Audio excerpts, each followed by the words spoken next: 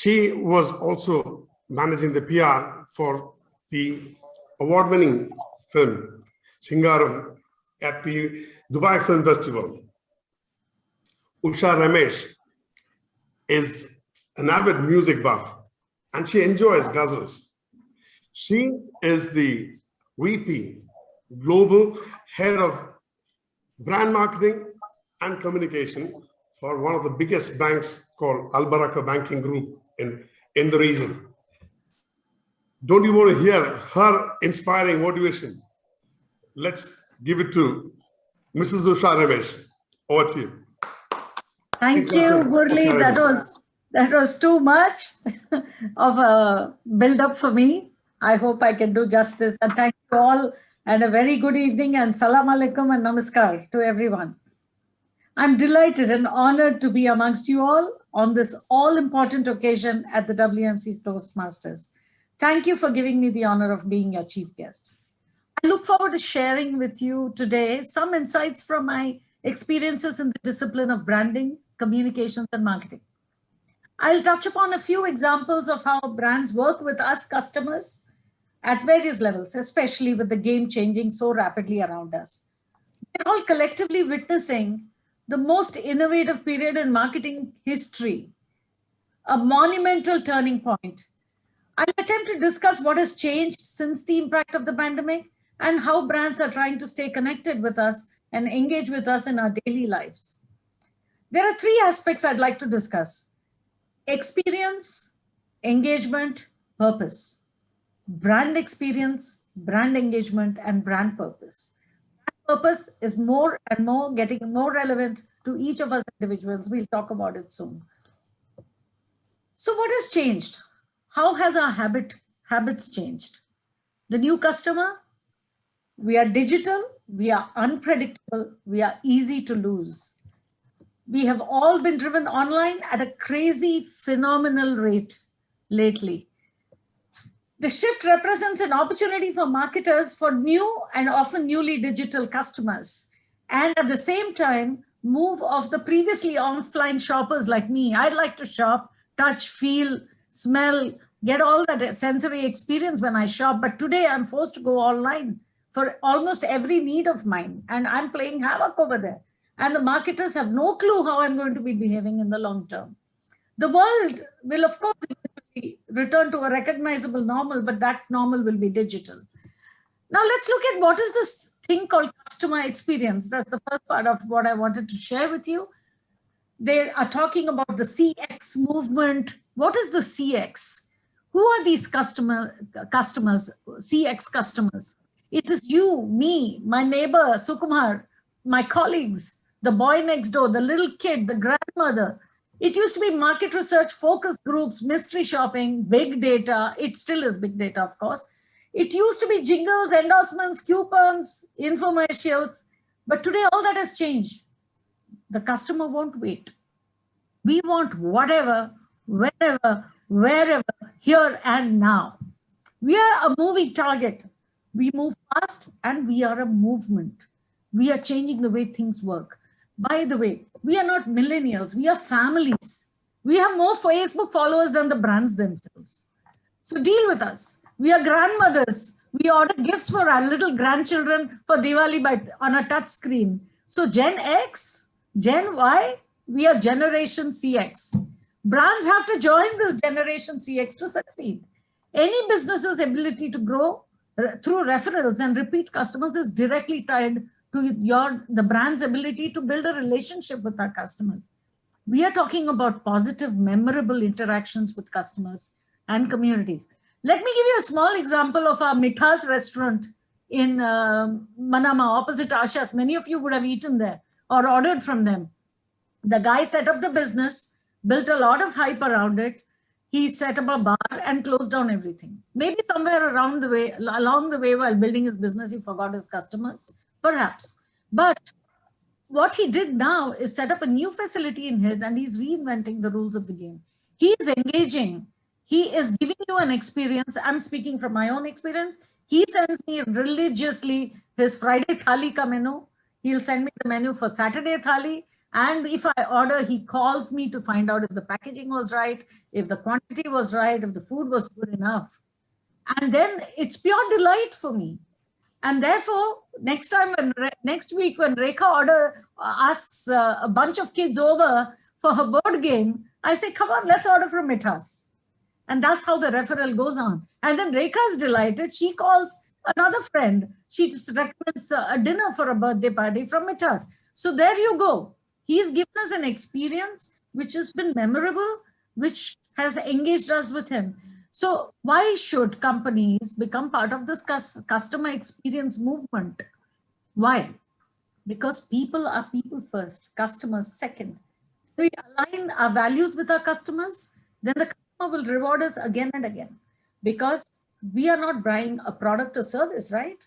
We are buying an experience. We are buying a feeling. Transactions will transform into interactions. But do marketers really know what we want and what we expect? That brings us to the second topic of customer engagement. The ability to be agile and fast is second most important quality for a brand, second only to innovation. Examples are in abundance during this pandemic. We have seen brands like Maggi, Amazon, Coke, Ghadi detergent, Lay's, they have all eased up on their brand guidelines, extending campaigns to assets like product packaging, logos.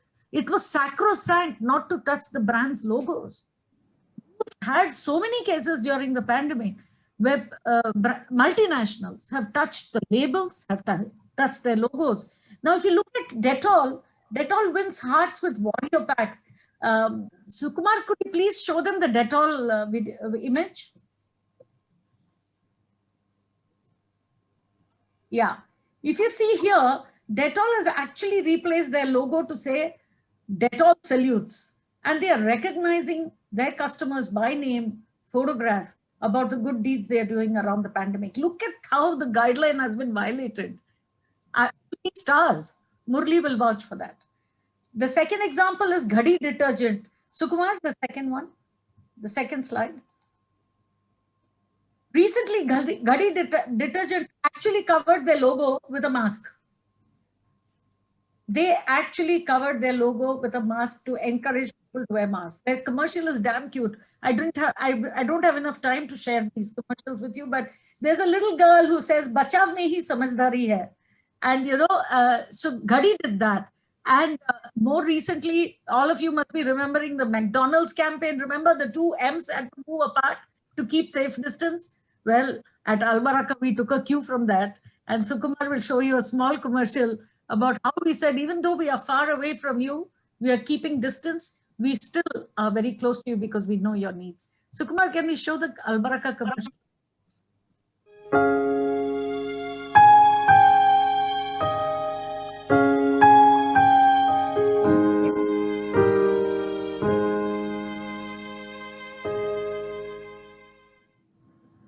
So we moved our logo to fall in line with the trend.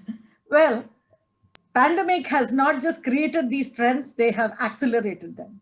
The big inspirations when you talk about brand engagement is Amul. Let's not forget Amul. So Sukumar, let's quickly show them the Amul ads, the posters.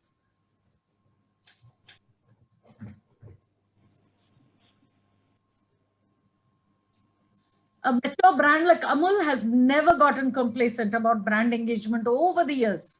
How many years? For the last 20, 30 years, we've been watching their campaigns. They understand the pulse of the customer, be it even their infamous Exit the Dragon campaign, right? They talked about Atmanirbharta. They congratulated Kamala Harris, Sundar Pichai, Bahubali success.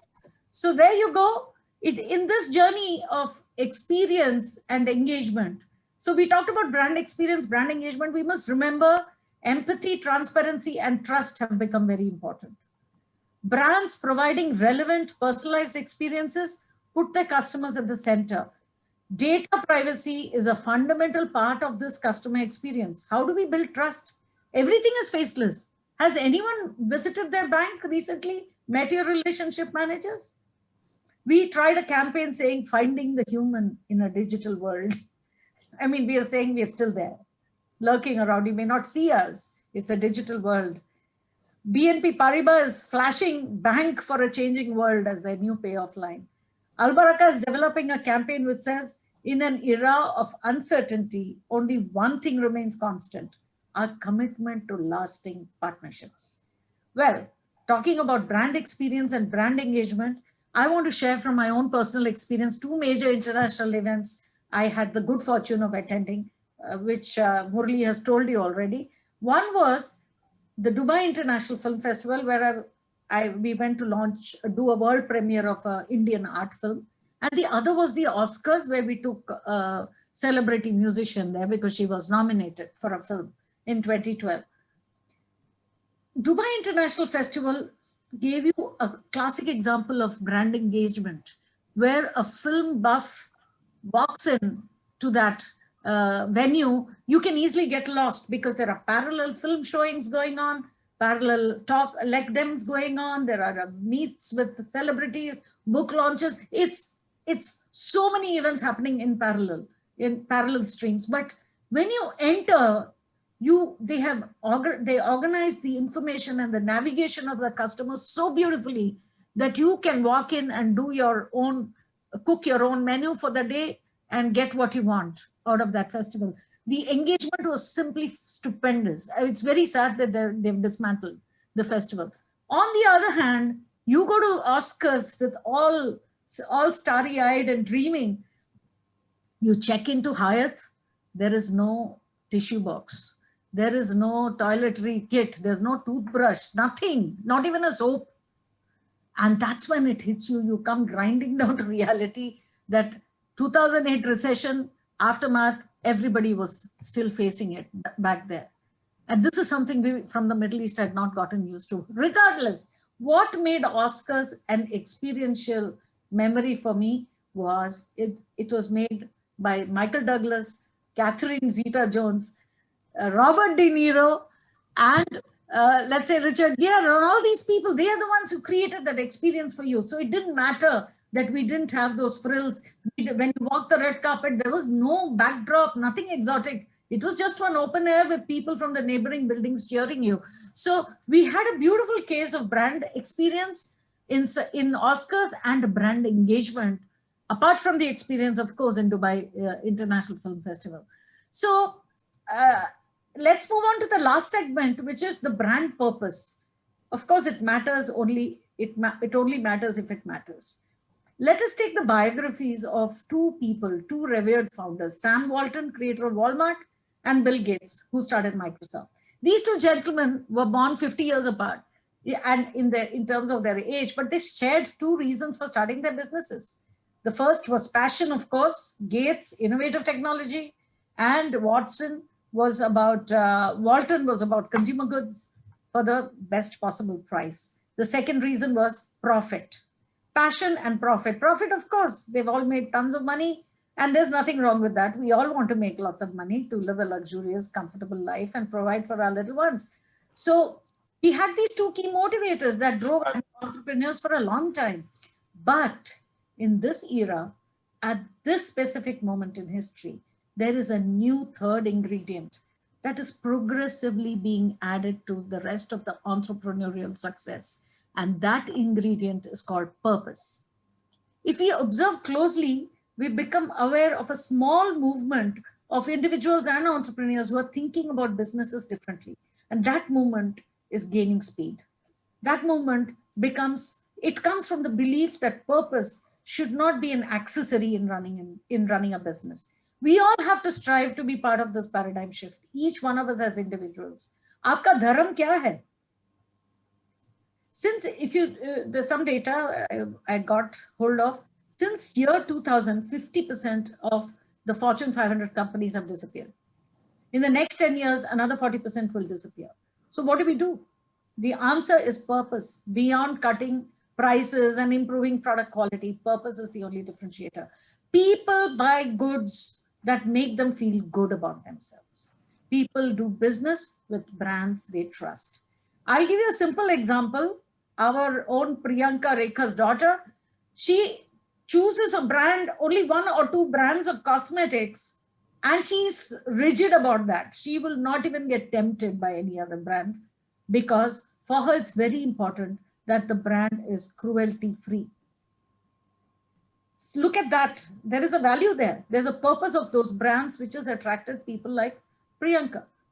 And let's look at companies like Unilever. If you look at their stable of brands, amongst their hundreds of brands, the brands which are really doing well are those which have a purpose directly built into their model, into their business model. We have a classic example in Dove. I don't think we have time for me to show you the Dove commercial. There's a series of ads which Dove has released, which is called the reverse selfie campaign. The pressure of social media is hurting our little girl's self-esteem. She opens an app, she tries to make her eyes big, her lips fat or thin, I don't know, her cheekbones higher, her freckles gone, her complexion changed. And then at the end of it all, she realizes she looks so dull. So Dove reaches out to such people and says, have a selfie talk today. Come to Dove.com. We will talk to you. They are trying to build confidence and belief that you are beautiful inside out. You don't need to go on to these other external means. That is Dove for you from day one. And closer home, there is an individual which many of you haven't met. His name is Rakesh Raghunathan. He's a celebrity chef. So I got engaged with him with this positioning exercise. And we found that here is this rich kid, MBA, etc., from great university. He has this passion for cooking. He set up a wrap kiosk, 70, 80 of them, lost money. Then he started traveling and he went into the Nilgiris, into interior villages to unearth heirloom recipes from those little villages, study their socioeconomic pattern, their lifestyle.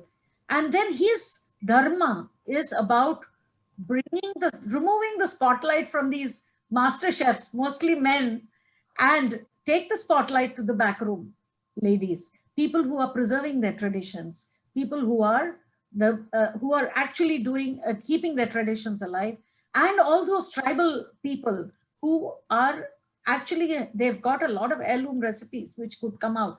So he is now engaged as part of his brand purpose. He is engaging himself with projects that are going to provide a sustainable life for these people in the tribal region. So what are we talking about here? How is all this experience, engagement, and purpose, how is it all relevant to all of us at Toastmasters? If you replace the brand with a person, then the person's communication has to follow the same principles. What are these principles? Of engaging with the listener, of offering a memorable experience, of living your own purposeful experience, your own purposeful existence. So thank you all. That would be all for now. I think I've already shot my time limit. Enjoyed Wow. it, Usha. Wow. I think all of us have to unmute and then give it a loud applause. Oh no, thank you. It was really wonderful. We all Wonderful. enjoyed it, learned something. Absolutely. Thank you very much. Thank you. I have a lot of lovely commercials which I wanted to share with you all. Then I